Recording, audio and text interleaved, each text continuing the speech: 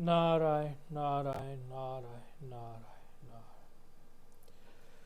हरि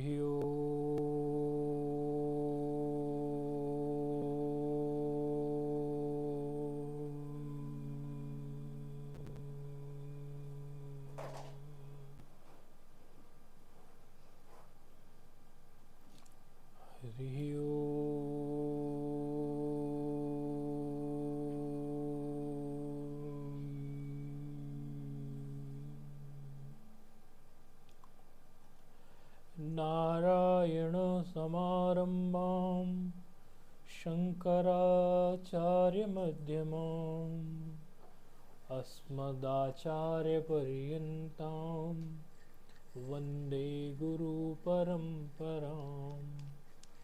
श्रुतिस्मृतिपुराणानाम् आलयं करुणालयं नमामि भगवत्पादं शङ्करं लोकशङ्करं। शङ्करं शङ्कराचार्यं केशवं बादरायणं सूत्रभाष्यकृतो वन्दे भगवन्तौ पुनः पुनः। गुरुर्ब्रह्मा गुरुर्विष्णु गुरुर्देवो महेश्वरः गुरुर्साक्षात् परब्रह्म तस्मै श्री गुरवे नमः। ध्यानमूलं गुरुर्मूर्ति पूजामूलं गुरोपदं मंत्रमूलं गुरोर्वाक्यं मोक्षमूलं गुरोर्कृपा। अखण्डमण्डलाकारं व्याप्तं येन चराचरं तत्पदं दर्शितं येन तस्मै श्रीगुरवे नमः। तस्मै श्रीगुरवे नमः।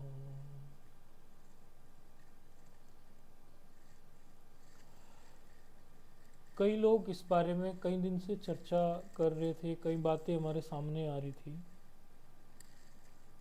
हमने सोचा किसी एक दिन इस बात के विषय में, वैसे तो हर बार ही हम ये बात सत्संग में आप लोगों से कहते हैं,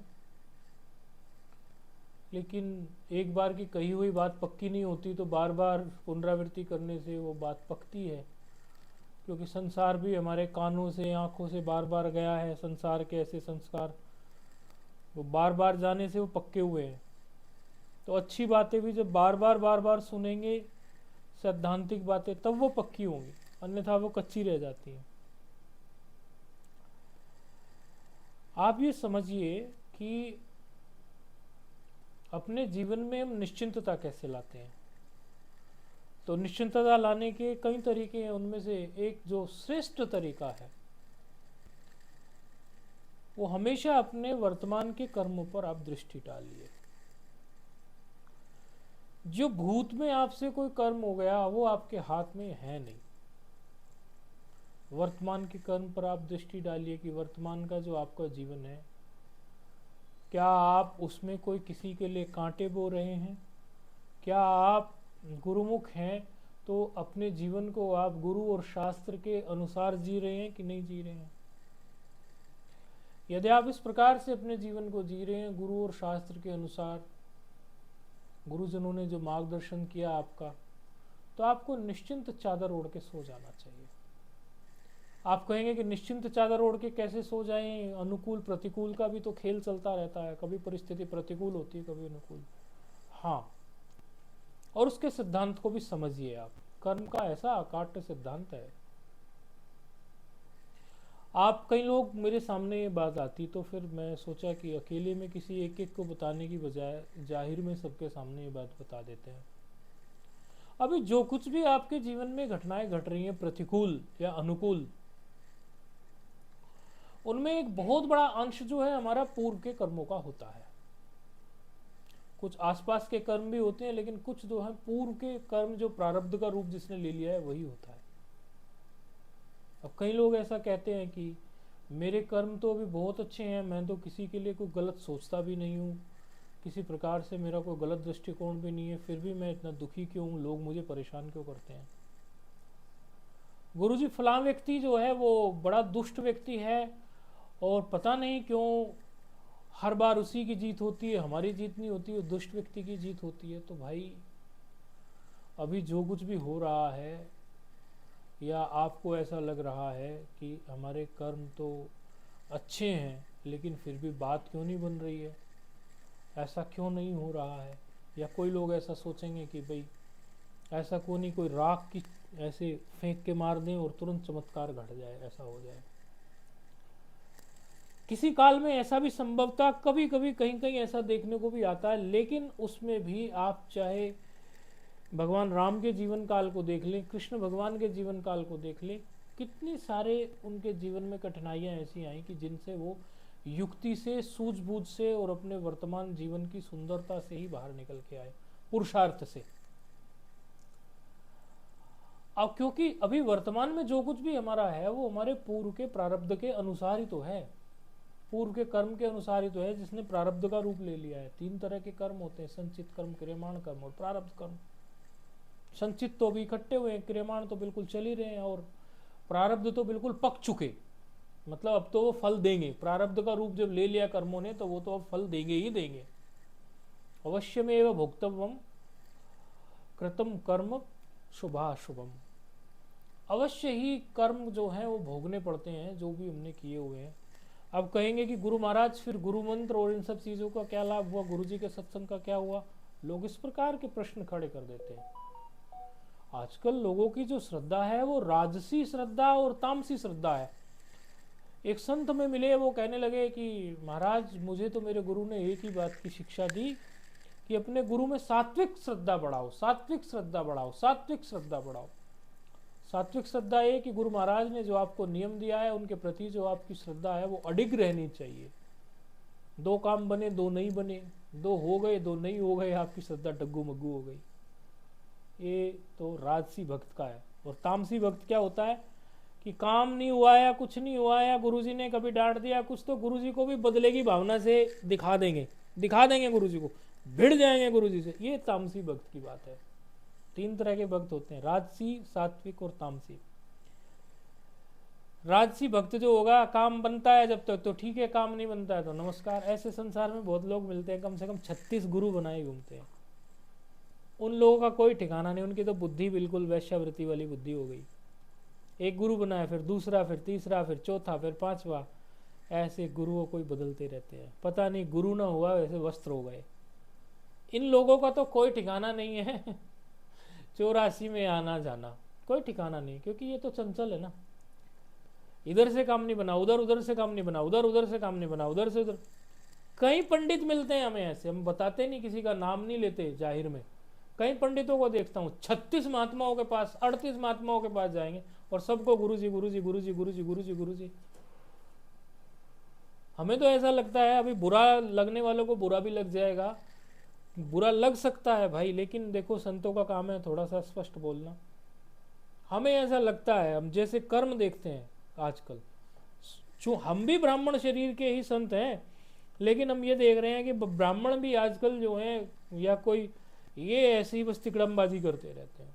इनको दूसरों को तो मसाल दिखा के रोशनी दे रहे हैं, खुद अंधेरे में न रह जाएं कहीं। तो मेरी तो भाई ब्राह्मण देवताओं आपसे भी हाथ जोड़कर विनती है, दूसरों के शनि राहु केतु में उलझा के या कुछ करके यदि आप यूं ही डरा के कुछ करना चाहते हो तो ऐसे नहीं। भगवत प्रीति के लिए, भगवत आश्रय के लिए आप किसी की मदद करें।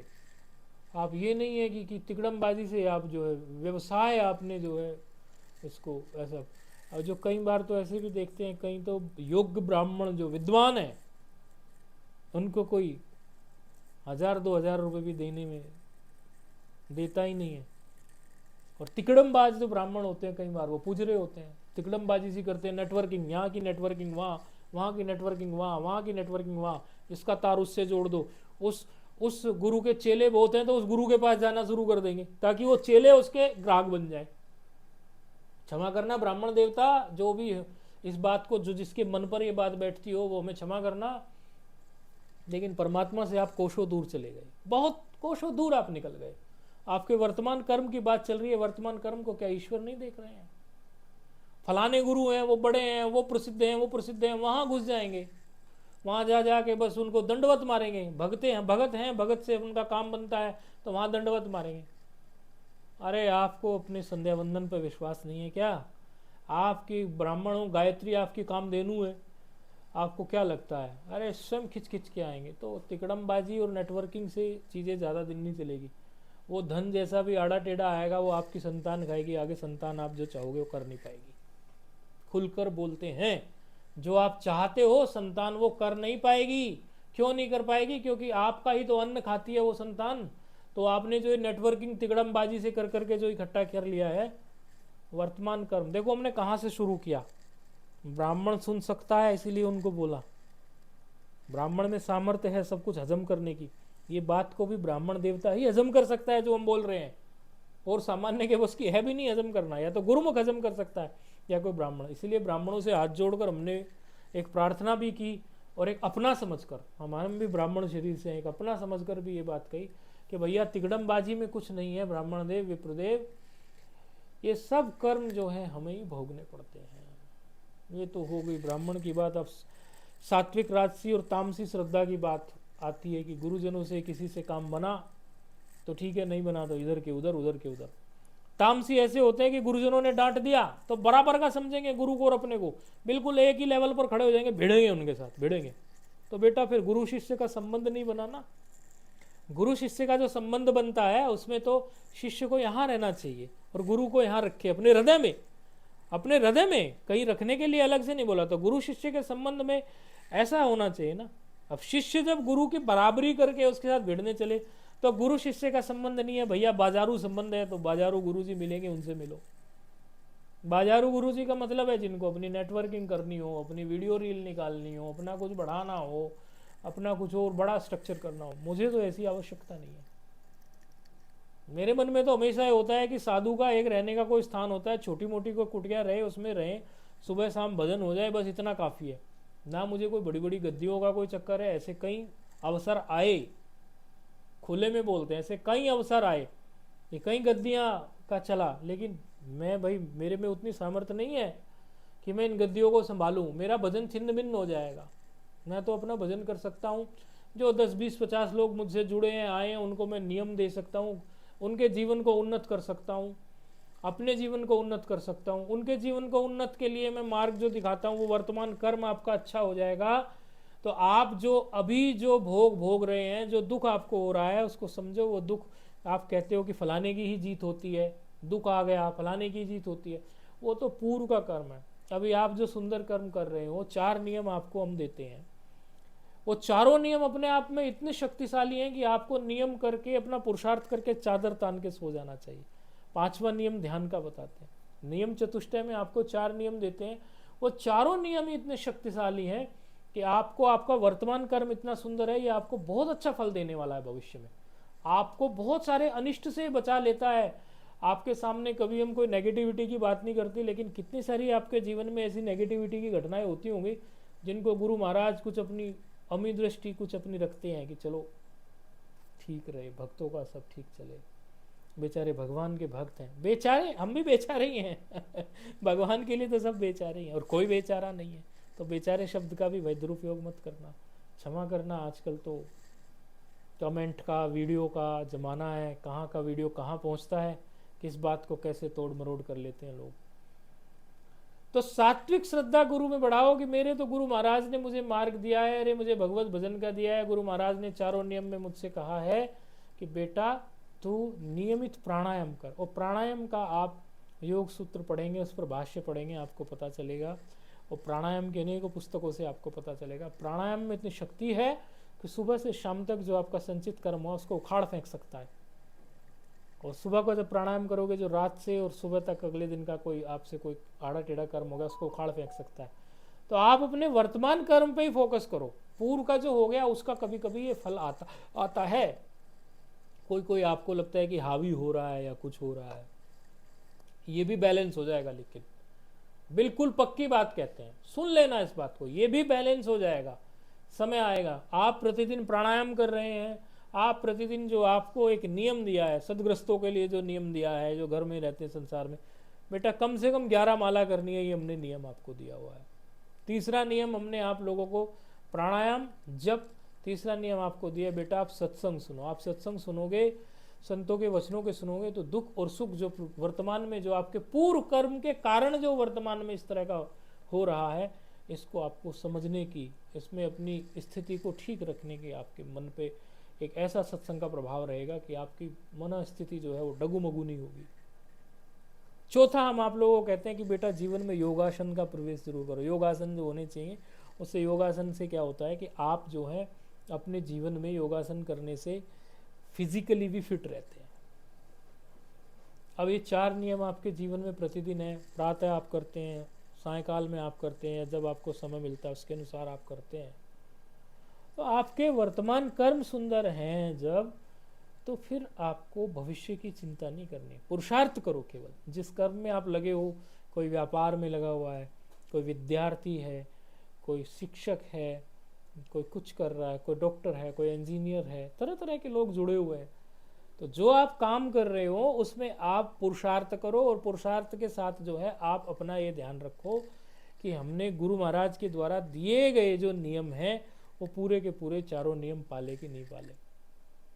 रही कर्म की बात, जो वर्तमान आपके सामने कठिनाइयां आ रही हैं, इनको गुरु महाराज क्या देते हैं? आपको सत्संग देते हैं, नियम देते हैं, जिससे आपको इन अनुकूल प्रतिकूल परिस्थिति में को ठीक से हैंडल करने का एक तो विवेक आए, दूसरा आपका पुण्य इतना बढ़े इन नियमों से, भजन से, कि उस पुण्य से आपका आगे कुछ अनिष्ट होने का नहीं बने। जब आप पूर्व की चीज़ें जो हैं वो धीरे धीरे साफ हो जाएंगी, नया आप निर्माण करते जा रहे हो, नया एक नई इमारत आप अपने जीवन की, एक नई नींव आपने रखी है, संस्कार की एक ऐसी नींव। आप हमसे तो 2-4 साल 5 साल ऐसे ही जुड़े हो, ज़्यादा वर्षों से तो हम लोगों को जोड़ते भी नहीं, तो अभी 2-4 साल से ज़्यादा से लोग जुड़े भी नहीं। 2-4 साल, अभी 2-4 साल आप जुड़े हो, और 2-4 साल आपको खूब, जिन्हें नज़र आना है उनको तो नज़र आता होगा।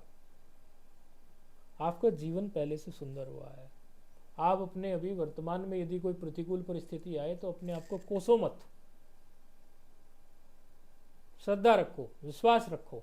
ये पूर्व के कारण कभी कभी कुछ कुछ चीज़ें आती हैं, ये भी चली जाएंगी, अनुकूल और प्रतिकूल सब ढल जाएगा।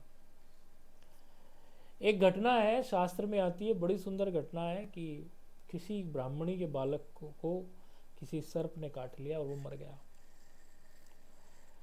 और बड़ी प्रसिद्ध घटना है शास्त्र की। तो वो सांप को जो थे और लोग वो बोले कि माता आप इतना दुखी ना हो, आप कहें तो उस सांप को पकड़ के लाके जाली में बांध के और नीचे से आग जलाएं और उस सांप को पूरा तपा दें, आपको तब कलेजा ठंडा हो। अरे बोले बेटा सांप का क्या दोष है? अरे काल ने, प्रारब्ध ने उस सांप की बुद्धि को ऐसा मोड़ा होगा तब तो उसने आके काटा होगा। इतनी पूरी दुनिया है, उसने मेरे बेटे को क्यों काटा? कोई लेन देन मेरे बेटे का उसके साथ रहा होगा। माता सत्संगी थी। बेटा ये बेटा तो चला गया, प्रारब्ध का ऐसा था, काल का ऐसा था, उसी ने उस सांप की बुद्धि को मोड़ा। सांप तो अपने रास्ते जा रहा था, तो उसका मेरे बेटे से भिड़ंत हुआ, या मेरे बेटे का ही पैर उस पर आ गया, या कुछ, इतनी दुनिया थी किसी का नहीं आया। तो सब कुछ ना कुछ हमारा कोई ना कोई लेन देन जुड़ा हुआ होता है, लेकिन हम ये तो समझते ही नहीं है कि हम व्यर्थ में जो है ऐसा सोचते हैं कि कर्म का अकाट्य सिद्धांत है। अकाट्य सिद्धांत, काटने से कटता नहीं। हम केवल कर्म करने में स्वतंत्र हैं, भोगने में हम स्वतंत्र नहीं। इसलिए वर्तमान कर्म को नहीं बिगाड़ो। आपके जीवन में गुरु आ गए, अपने वर्तमान जीवन को इतना सुंदर जियो, इतना सुंदर जियो। पूर्व में जो हो गया उसी का कष्ट हमारे जीवन में अभी है। पूर्व में हमसे पूर्व जन्मों में या पूर्व में जो हुए होंगे कर्म, अभी जो आप कर रहे हो 5-7 साल में चक्र बदल जाएगा, पूरा चक्र बदल जाएगा।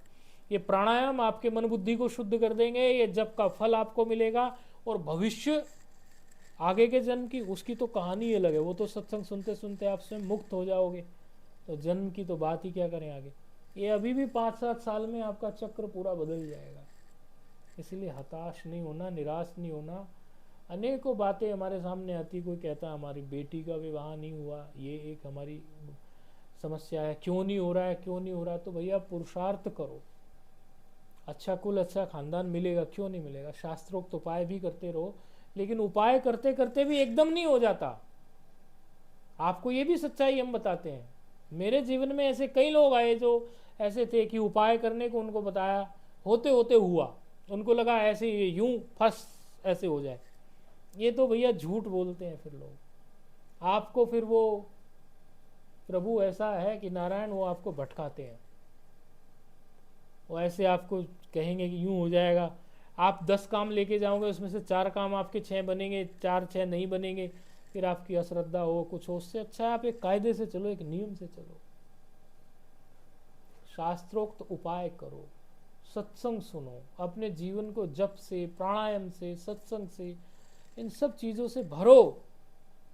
आपका पुण्य जब बढ़ रहा है, बढ़ रहा है, यदि आप प्रतिदिन इन नियमों का पालन कर रहे हो, गुरु के द्वारा दिए हुए, संतों के द्वारा बताए हुए, जप भी कर रहे हो, प्राणायाम भी कर रहे हो, आपको एकदम चादर तान के सो जाना चाहिए।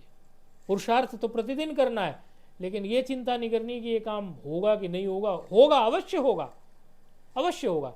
अरे आप और हम जहां तक सोचते हैं उससे भरे तो समष्टि बुद्धि है ना। ईश्वर को हम अपनी प्लानिंग बताएंगे क्या कि ये मेरे प्रभु ऐसा कर दे, ऐसा कर दे। यानी ईश्वर की बुद्धि को तो हम अपनी बुद्धि से छोटा समझते हैं।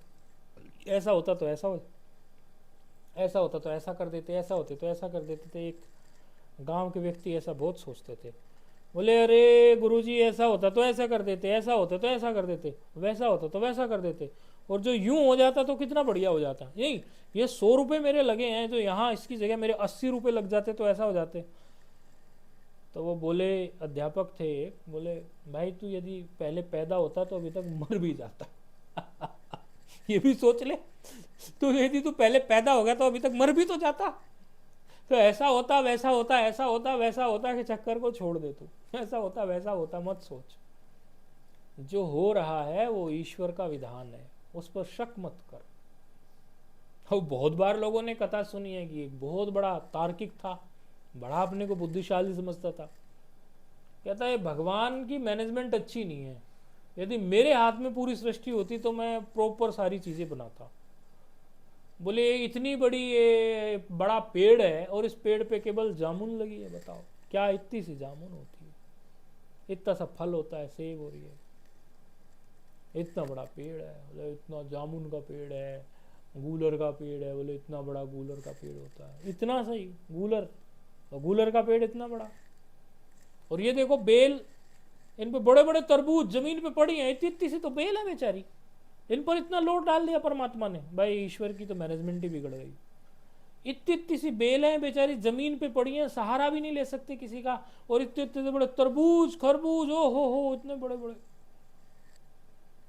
अपनी तार्किक बुद्धि लगा लगा के खोपड़ी खराब कर रहा था, खोपड़ी खराब करते करते थक गया, थक के पेड़ के नीचे बैठ गया। पेड़ के नीचे बैठ के, बाई चांस की बात है, गूलर के पेड़ के नीचे बैठ गया।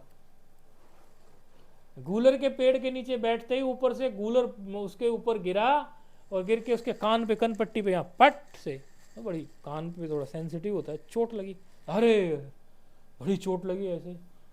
तो पास में गुरुजन बैठे, बोले बेटा यदि इस पेड़ पे तरबूज लगा होता तो तेरा क्या हाल होता, अब तू बता हमें।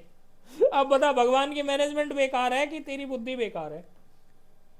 ये तो एक हास्य विनोद की बात है ईश्वर के। अरे हमें भी समझते समझते समझते समझते बहुत समय लग गया, लेकिन समझो इस बात को, हमारे मन में ये तो कभी नहीं आया, ईश्वर से, गुरुजनों से हमें अश्रद्धा कभी नहीं हुई। ध्यान रखना है, फिर बोलते हैं ईश्वर पर, गुरु पर अश्रद्धा हमें कभी नहीं हुई, या कम श्रद्धा कभी नहीं हुई। हाँ, समझने में थोड़ा टाइम लगा कि ये ऐसे कैसे हो रहा है, ये ऐसे कैसे हो रहा है। लेकिन फिर हमारे मन में एक बात ही आती थी, हम एक आश्रम में जाया करते थे, वहाँ एक बड़ी सुंदर जो है सुवाक्य लिखा हुआ था। उस सुवाक्य में क्या था, ईश्वर का बनाया हुआ सभी विधान मेरे लिए मंगलकारी ही है। एक साधक को, एक भक्त को एक दृष्टिकोण रखना है, ईश्वर का बनाया हुआ सारा विधान मेरे लिए मंगलकारी ही है। हमारा मन नहीं था कुछ बोलने का, लेकिन चारों तरफ से एक ही जैसी सी बातें लोग कर रहे थे। मुझे लगा बोल के इनको थोड़ा बता दें, भाई धैर्य रखो, धैर्य रखो। आप अपना जप करते हो कि नहीं करते, इस पर ध्यान दो केवल। आप अपना प्राणायाम करते हो कि नहीं करते हो, इस पर ध्यान दो केवल। आप समय से उठ रहे हो, सो रहे हो कि नहीं, इस पर ध्यान दो। आप अपना पुरुषार्थ करते हो कि नहीं करते हो, उसका ध्यान दो। आप जब शास्त्रों को पढ़ेंगे पूर्व मीमांसा में, तो उसमें भी किसी कार्य की सिद्धि के पूरे मंत्र, मंत्र माना पूरा सूत्र होता है। उसमें उस सूत्र में दैवी कृपा भी बताया जाता है, तो उसके साथ साथ पुरुषार्थ भी बताया जाता है। और पुरुषार्थ के साथ साथ ये भी बताया जाता है कि कार्य क्या वो आपके अनुरूप है कि नहीं है, आप उसे कर सकते हैं कि नहीं कर सकते हो, इसका भी निर्णय लेके करो। अब कई बच्चे जो है इस बात का भी निर्णय लेते हैं कि ये कार्य को मैं कर सकता हूँ कि नहीं कर सकता हूँ, लग पड़ते हैं, बाद में असफलता मिलती है तो कोसते हैं अपने को। आपने अपनी योग्यता को ठीक से जांचा नहीं, तो गुरुजनों से जचवा लेते हैं कि कर सकते हो कि नहीं कर सकते, आपके सीनियर थे, कम से कम असफलता में तो ना पड़ते। चलो, यदि नहीं जचवा पाए तब तो अब ये बात आप समझ लो कि कार्य करने के पीछे, कार्य की सिद्धि के पीछे कुछ सूत्र होते हैं। उसमें से एक सूत्र जो है पुरुषार्थ है, एक सूत्र जो है अपनी शक्ति सामर्थ्य है। अपनी शक्ति सामर्थ्य को पहचान कर ही कार्य को उठाना चाहिए। एक सूत्र दैवी कृपा भी है, ईश कृपा, दैवी कृपा, और एक सूत्र जो है आपसी सहयोग भी है। तो अनेकों सूत्रों की जब मदद से चलते हैं तब कोई कार्य सिद्ध होता है। 4 सूत्र तो आपको बता दिए हमने। तो वर्तमान जीवन में यदि कोई कार्य आपको लग रहा है नहीं हो रहा है, कुछ हो रहा है, तो उसमें आपको 2-3 चीजों पर केवल दृष्टि डालती है। क्या आपका पुरुषार्थ पर्याप्त है? पुरुषार्थ पर्याप्त है कि नहीं है? आप क्या अपने दिमाग को और 360 के एंगल से घुमाते हो उस कार्य को सिद्ध करने के लिए कि नहीं घुमाते हो? दूसरा, आपका जो है प्रतिदिन की जो दिनचर्या है वो सार्थक है कि नहीं है? आप जप करते हैं, प्राणायाम करते हैं, योगासन करते हैं, सत्संग सुनते हैं कि नहीं?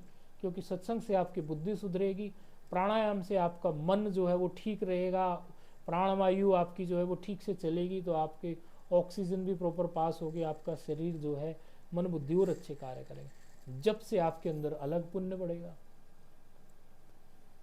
आप इसीलिए ये देखिए कि आपका वर्तमान जीवन कैसा है। बाकी आप पूर्व के कर्मों से अभी जो आपको मिल रहा है उसको कोसिए मत, अपने आप को कोसने की जरूरत नहीं है। बात हमने ब्राह्मण देवताओं से शुरू की थी, सभी के लिए बात लागू होती है। तिकड़मबाजी से कुछ भी नहीं होता है। सच में सच्चे पुरुषार्थ से, सच्चा जीवन जीने से परमात्मा सर्वत्र विद्यमान है। जो भी हम कर्म करते हैं उसका फल हमें अवश्य भोगना पड़ता है। कोई भी व्यक्ति कर्म के सिद्धांत से नहीं उठ सकता। कोई कहेगा मेरे फलाने व्यक्ति ने इतने पैसे मार लिए, इतने ले लिए, वो इतने खा जाएगा, इतने खा लिए। मेरे जीवन में ऐसे बहुत लोग आए, बहुत आए। मेरे जीवन में ऐसे बहुत लोग आए, आए चले गए, आए चले गए, आए चले गए। भगवान जाने वो किस गति में, हम किस गति में। हम तो आराम से अपना भजन कर रहे हैं, लोगों को भजन कराने के लिए प्रेरित कर रहे हैं। भगवान जाने उनकी क्या मति, क्या गति।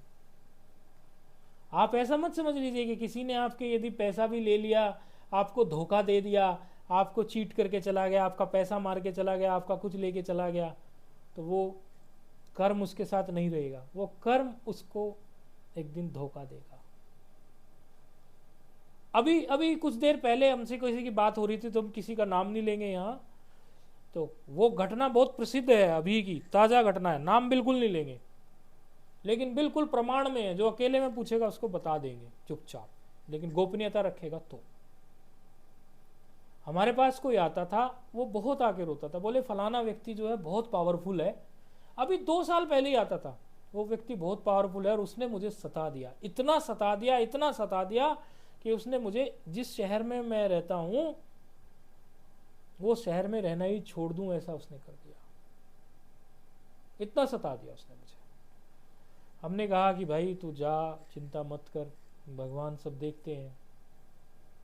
अब वो उसने तो सता दिया, वो बेचारा तो कुछ कर नहीं पाया, क्योंकि सामने वाला बहुत पावरफुल था। उसके सामने वो कैसे करे।